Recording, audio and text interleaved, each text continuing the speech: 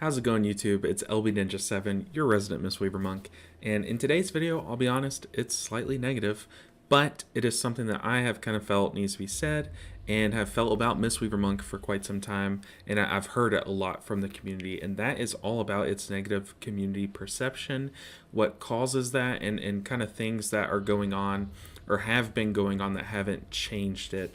So in today's video, I'll really quickly jump into it. Let's go and first talk about the biggest thing, and that is probably our cooldowns.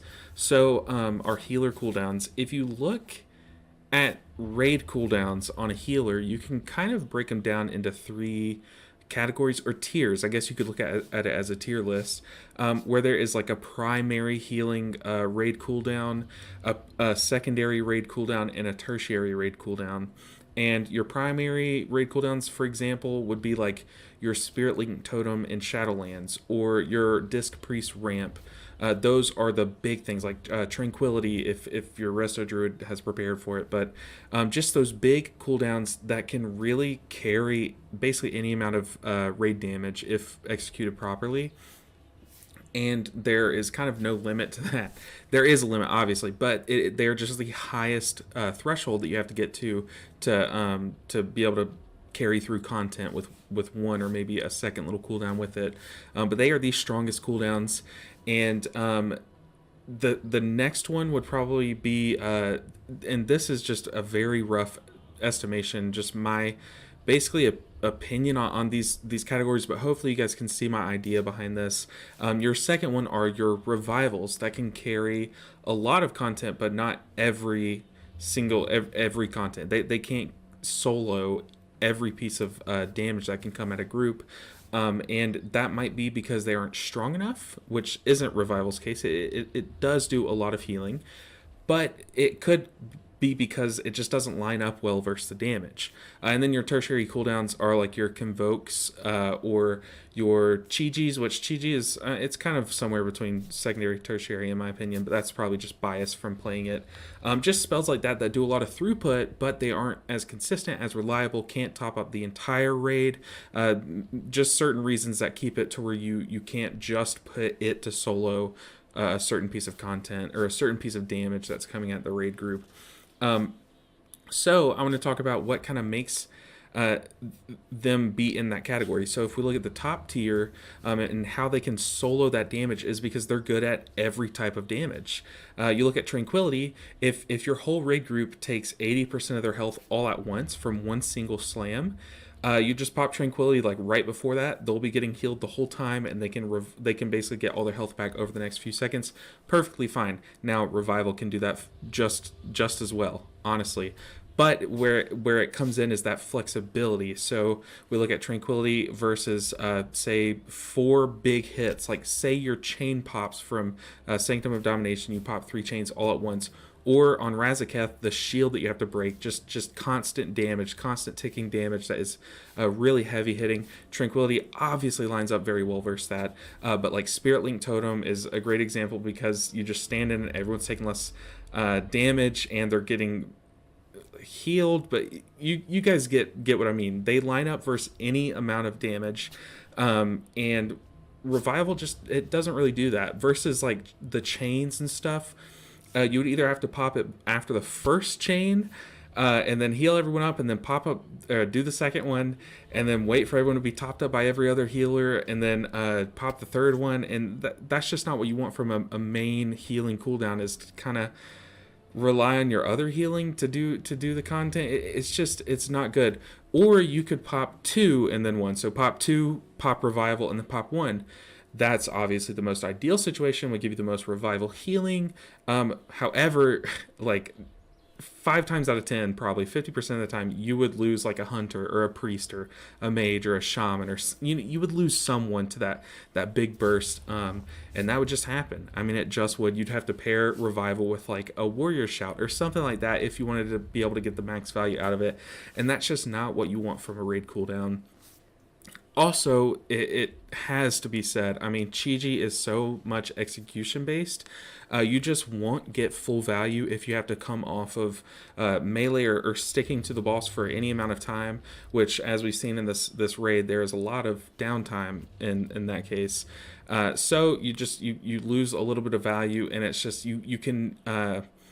It's very rare to find a Mistweaver monk that can do the same Chi rotation every single time, especially because there is a slight RNG element to it.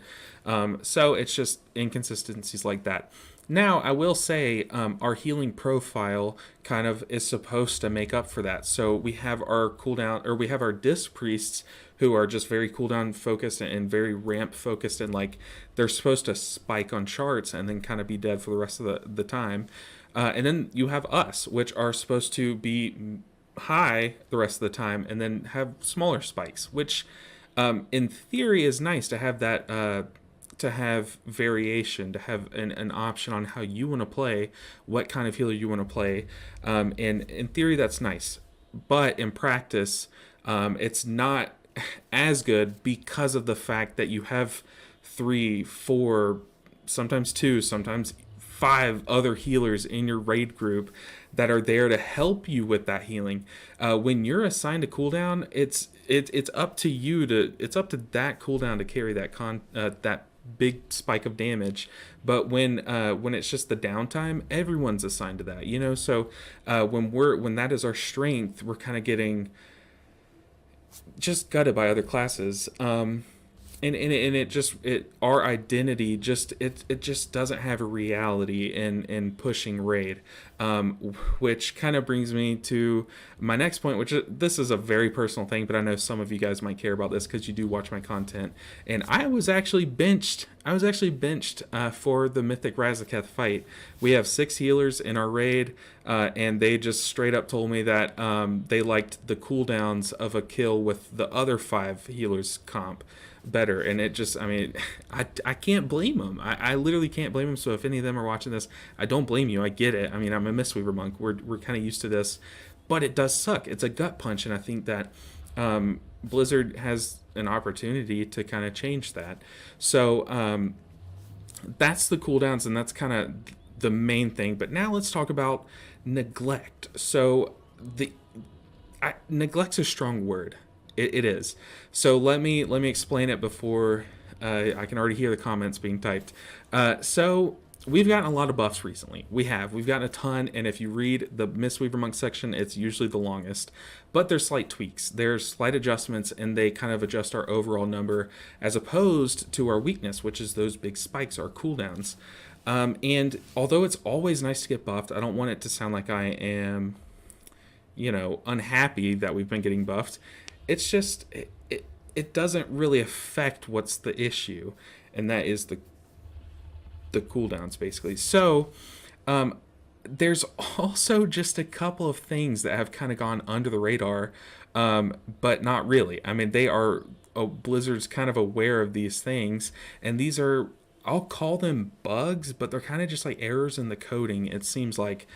And let me just really quickly go over them, and I will actually compare it to a Restoration Druid that has 2 very similar things to these 2 bugs that I'm going to mention, and just let you guys decide if they really are bugs, if they should have been hot fixed the day that they were noticed, like they probably would have if they were on like a Rogue or a DK or like a Demon Hunter, one of the more popular specs, if they were noticed on Mistweaver Monk. They've gone unchanged, all of Dragonflight, and we've said it before.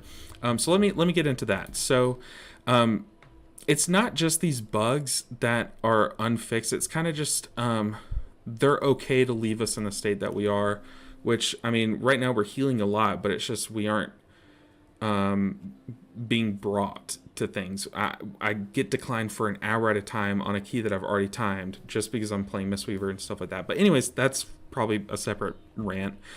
Today we're actually going to be talking about this talent. Okay, so everyone around us gets 2% increased avoidance. So if I have 0% avoidance, you would think, oh, well, now I'll have 2% increase avoidance, or I'll have 2% avoidance. If I have 10, I'll have 12. like that. So let's look at it, my avoidance without this. I have 0 avoidance. So if I equip it, if I talent into this, let me just get rid of some talents. I should go up to, well, with the second node, I should go up to 4. I need to spend all my talent points. Come on. All right, so I should go up to 4% avoidance. And now this, you might be saying it's scaling off of what I already have, and I will go over that. But see, we do not go up to 4. We stay at 0. So now let's make the argument that it is scaling off of the avoidance that I have. So it's doing 4% times 0, or I guess technically 1.04 times 0. So let's go ahead and talent out of it. Let's just put random talents. So now we will not be getting the +4, and I am going to equip an item, the literal only item that I have that gives avoidance. Where are you? It's a necklace. Okay, see, I'm going to get 184 avoidance. So right here you see I have 3% avoidance, which is that stat 184 avoidance. Now let's go back and retalent into this.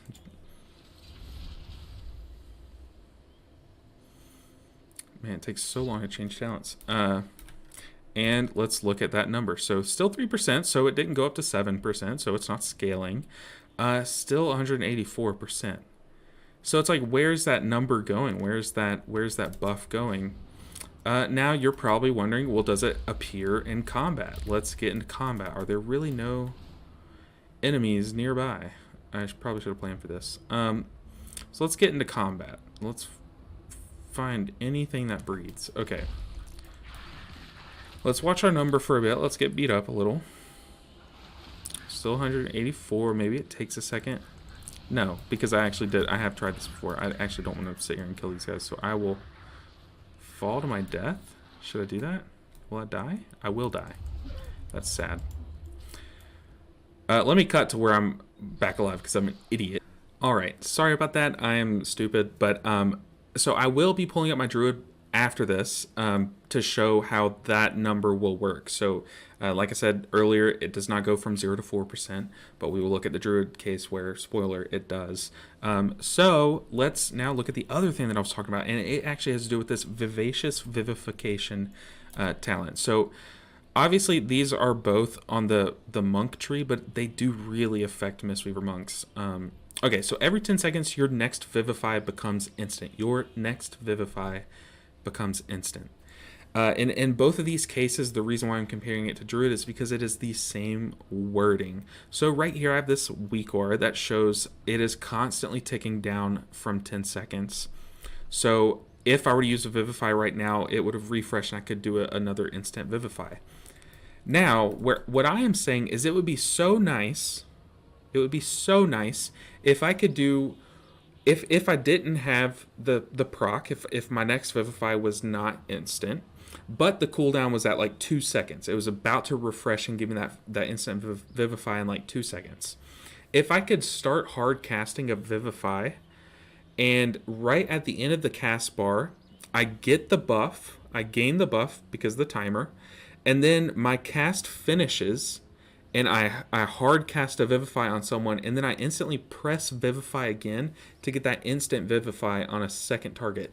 That would be great. That is what, in my mind, that is what I thought we would be able to do. But I want to show you how it actually works and why it is hurting us. And it seems minor, but it would lead to some really cool burst windows and some really great gameplay, and actually be really fun if it would operate this way. So right now it is not lit up, so I do not get instant Vivifies. So I will be casting when it's going to come off cooldown. And now you see that it consumed the Vivify. The hard cast that I was doing, since I gained the buff during that hard cast, it consumed that buff. So let's use the buff. Let's wait a couple seconds. I know it sucks. It's bad for content to show you these things. But we're going to start our hard cast, take our hand off the mouse, and it used it. That's why it is grayed out. So it would just be so nice if they would change little things like this. And let's go ahead and hop over to the Druid and show that things actually work like that. All right, so the Druid is loaded up, and it's actually really good that I'm using the Druid here because they are the top of the top in terms of both Raid and Mythic Plus right now. So it's nice to see kind of how how Blizzard kind of lets things sit on one class that's at the bottom of the totem pole, instead of kind of bringing them a little bit more in line by just fixing these little tiny things, and then lets one class stay at the top just by having the quality of life afforded to them. So we are going to be talking about this druid buff. It's called Mark of the Wild, and it says it increases your versatility by 3% and your party's versatility by 3%. So let's look at my versatility. I have 4%, and then if I click it, I have 7%. So it reads the same way but does what it reads like. So that's that. That is kind of what I've noticed. And then let's look at the regrowth thing that I was talking about. That kind of compares to Vivify. So regrowth, if you don't know, it's just a cast on someone. However, you do have this, which you're going to have to read the bottom right of the screen that way. It says your next regrowth, skip the rest, is instant. Free and casts one all forms and heals extra. But your next regrowth is instant. And if you remember back, Vivacious Vivification reads the same exact way, but just for Vivify. Oh my gosh, that is so many V's. They did that on purpose. I know they did. But so let's try to do something similar. So let me just go ahead and say it, since I'll only have like one nature swiftness for this video. If I'm casting regrowth and I press nature swiftness during that cast, it just doesn't even have an effect. It's not like Thunder Focus Tea where you can use it at any point, like during any cast. It just does not have an effect. It will keep you from pressing nature swiftness until that cast is done. So I'll be casting regrowth and press nature swiftness during the cast bar. So regrowth, nature swiftness. Nothing happened. Nature swiftness is still not applied or used or anything. It's just as if I didn't press a button. But now let's talk about the situation that it would be so nice if we could do on Vivify. So regrowth, nature swiftness, regrowth. So 2 rapid fire regrowths. Now obviously it's a little bit different because we aren't gaining that buff during that cast, but they should be able to implement that. They should be able to implement, maybe you don't gain the buff during that cast. Now, would it affect our timer? Maybe, because of how they have it coded where it's just a constant clock. But I don't know. To me, it just feels like we are missing out on a lot, and an opportunity to where we could, if a good player could just pay attention to that vivacious vivification timer and be able to kind of play around it. And I really think that something like Mistweaver Monk, or a class like Mistweaver Monk, really needs that kind of skill test, but also just quality of life. It really is just a quality of life. All right, so sorry about all the negativity, and hopefully this just gets on the desk of some Blizzard employee or some Mistweaver R&D person. But if not, hopefully you guys kind of learned why things have kind of been weird for you and why you haven't really noticed a change in some of the things. And hopefully this kind of encourages you to stick with Mistweaver. I know it's weird, but stick with it, because there are some things that could be tweaked that could just make it more fun, more playable, and better. So hopefully it kind of encourages you to do that. But also, I do quickly want to note that I do think it is healthy for a game to have tiers and to have some classes that are better than others, some healers that perform better than others. I don't think that one should be so much further down from the top. I think they should be a little bit more in line with each other, and I think they've done a good job of bringing us back in line with that if you look at like overall graphs. But in terms of performance, and I do think that they need to start taking community perception into account, and I know that's hard to do, but little things like this hopefully can help. Tweaks like this can help, and also not just looking at the overall numbers can help. But back to my point about tier lists being good and actually having tiers. I do think it's good. I do think it's healthy for a game because it encourages people to swap classes, try out new things. However, I just don't think that one class should sit at the bottom for too long. I think there should be constant shifts, and it would kind of keep veteran players of rogue specs like Mistweaver from quitting. And then once Mistweavers do get pushed to the top, they would have that. They would already have that established player base. But I know it just gets old. It really does. So sorry about all the negativity. Trust me, I have a lot of videos that I'm working on, so stay tuned for those. The best way to support me, if you like my content, is to hit subscribe. It's free. It is actually free to click that button, so please do that. And then also the like button is free to do so as well, but that's specifically if you like this video. So hit that if you did like this video, because I want to know what you guys think. So the best way to tell me is down in the comments. So comment what you guys thought about what I had to say. If I missed anything, if I kind of was wrong about something, let me know, because I know some people like to do that, but not naming names. But thank you guys so much for watching, especially if you made it this far. I really appreciate it. It really helps me out and kind of pushes me into doing what I want to do with my life and my dreams. Actually, they're becoming a reality, and I thank you guys so much. So I'm gonna go ahead and get out of here. I'm gonna make my next video. Got a lot of stuff that I'm working on, and I will see you guys in that video. So take care.